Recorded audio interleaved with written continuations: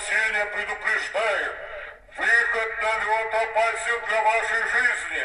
Повторяю, выход на лед опасен для вашей жизни.